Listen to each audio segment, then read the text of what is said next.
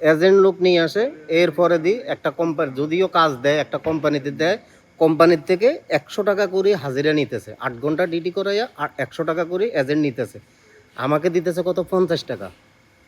আমি কাজ করতেছি, আমি শ্রম দিতেছি, অথচ আমার অর্ধেক শ্রমের টাকাটা এজেন্ট খাই ফেলতেছে। এটা কোন সিস্টেম? দুনিয়ার কোনো দেশে, আমি আরব দেশে ছিলাম, দুবাই ছিলাম, দুবাইতেও নাই, আরব গালফের মধ্যে আমার মনে হয় এজেন্ট সিস্টেম কোনো জায়গায় আমি দেখিনি। তো এই মালয়েশিয়ায় আমি এজেন্টের কথা শুনি। কি এজেন্ট? আমি কোম্পানিতে যাইতেছি, কোম্পানি আমারে ভিসা দিতেছে, কোম্পানিতে আমি কাজ করব, কোম্পানি আমাকে বেতন দিবে, কোম্পানি আমার মাসুল হবে। কোম্পানিতে আমি যেখানে কাজ করতেছি আমার এখানে কোনো মূল্য নাই, কোনো দামে নাই। আমার কিছু হইলে, আমার একটা অ্যাক্সিডেন্ট হইলে, একটা সমস্যা হইলে কোম্পানি মাসুল না, তুমি তোমার এজেন্টের কাছে দাও। এজেন্টকে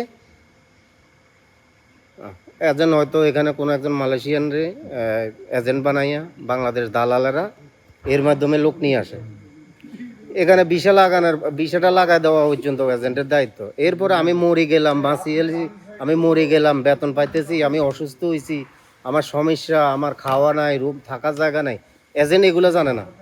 এগুলা জানার বিষয় এজেন্টের না। ওই টাকা নিচে ভিসা লাগাই দিচ্ছে, বসে এই পর্যন্ত এর কাম শেষ।